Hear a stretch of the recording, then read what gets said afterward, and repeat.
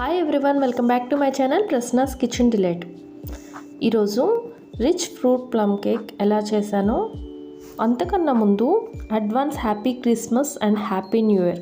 నా ఛానల్ని first time చూస్తున్నట్లయితే తప్పకుండా సబ్స్క్రైబ్ చేసుకోండి. పక్కనే ఉన్న బెల్ ఐకాన్ క్లిక్ చేయండి. నేను ఏం అప్లోడ్ చేసినా మీకు ఫస్ట్ నోటిఫికేషన్ అనేది వస్తుంది.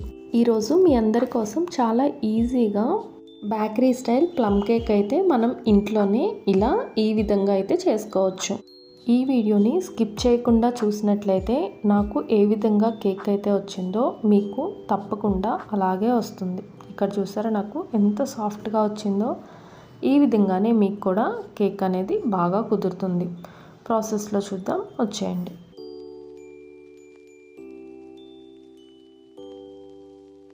ముందుగా డ్రై ఫ్రూట్స్ సోక్ చేసుకోవడానికి ఇలా ఆరెంజ్ జ్యూస్ అయితే నేను తీసుకుంటున్నాను. మీ దగ్గర గ్రేప్స్ జ్యూస్ ఉన్న, వాటర్ మిలన్ జ్యూస్ ఉన్న, ఆరెంజ్ జ్యూస్ ఉన్న ఇలా హాఫ్ కప్ ఫ్రెష్గా ఆరెంజ్ జ్యూస్ అయితే నేను ఇక్కడ తీసుకుంటున్నాను.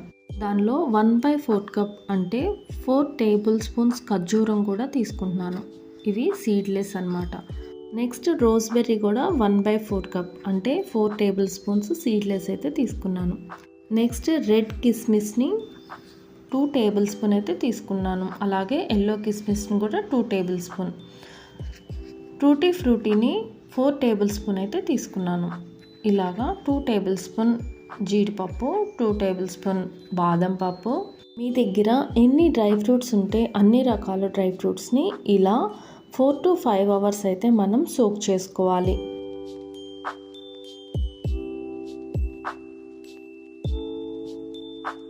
తర్వాత ఒక గిన్నెలో హాఫ్ కప్ షుగర్ వేసి 1 టేబుల్ స్పూన్ వాటర్ కూడా వేసుకొని లో ఫ్లేమ్లో మనం షుగర్ పాకం అనేది పట్టుకోవాలి. ఇక్కడ హై ఫ్లేమ్లో పడితే షుగర్ అనేది మాడిపోతుంది. ఇలా కొంచెం కలర్ వచ్చిన తర్వాత కొంచెం వాటర్ యాడ్ చేసి పక్కన పెట్టేసుకోవాలి. ఇలా వాటర్ యాడ్ చేయకపోతే పాకం అనేది గట్టి పడిపోతుంది. ఇక్కడ నాకు రెడీ అయిపోయింది. తర్వాత ఒక గిన్నెలో 3 ఎగ్స్ని అయితే నేను ఇలా తీసుకుంటున్నాను. వాటిని బాగా అయితే మనం బ్లెండ్ చేసుకోవాలి. ఈ విధంగా బ్లెండ్ అయిన తర్వాత దాంట్లో ముందుగా ప్రిపేర్ చేసుకున్న షుగర్ పాకాన్ని అయితే వేసుకోవాలి. ఇలా వేసుకొని మళ్ళీ బ్లెండ్ చేసుకోవాలి.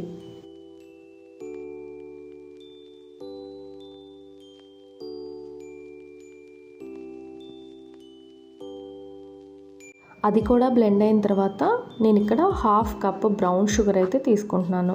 ఈ బ్రౌన్ షుగర్ లేకపోయినా నార్మల్ షుగర్ అయినా పౌడర్ చేసి వాడుకోవచ్చు. దాన్ని కూడా ఇలా బ్లెండ్ చేసుకోవాలి. నెక్స్ట్ 2 టేబుల్ స్పూన్ బటర్ అయితే యాడ్ చేశాను. బటర్ వేసి దాన్ని కూడా ఒకసారి బ్లెండ్ చేసుకోవాలి. ఇప్పుడు దాంట్లో 1 కప్ వరకు మైదా అయితే తీసుకుంటున్నాను. దానిలో హాఫ్ కప్ కోకో పౌడర్ అయితే తీసుకున్నాను.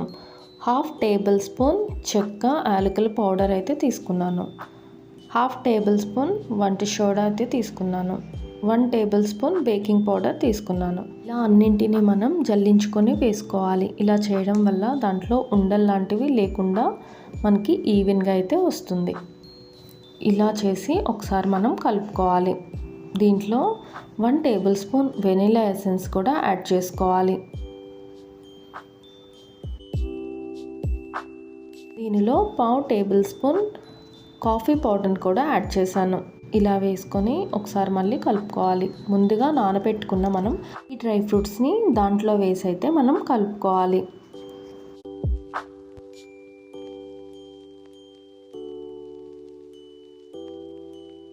ఇలా ప్రిపేర్ చేసుకున్న తర్వాత ఒక కుక్కర్లో అయితే అడుగున ఇసుక పోసి ఇలా స్టాండ్ టైప్ ఏమన్నా పెట్టేసుకొని ప్రీహీట్ చేసుకోవాలి.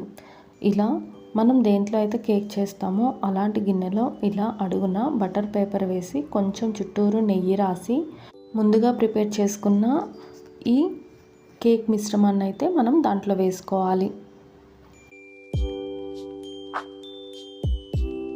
తర్వాత పైన ఇలాగా మన దగ్గర ఏ డ్రై ఫ్రూట్స్ ఉంటే ఆ డ్రై ఫ్రూట్స్ పైన ఇలా అయితే మనం పెట్టేసుకోవాలి.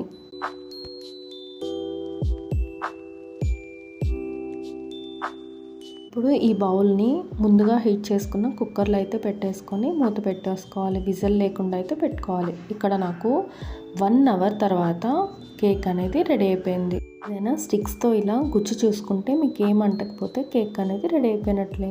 ఇలా హాఫ్ అన్ అవర్ తర్వాత మనం డీమోల్డ్ చేసుకొని సర్వ్ చేసుకోవడమే. Thank you for watching. మీరు కూడా తప్పకుండా ట్రై చేసి ఎలా ఉందో కామెంట్ సెక్షన్లో కామెంట్ చేయండి.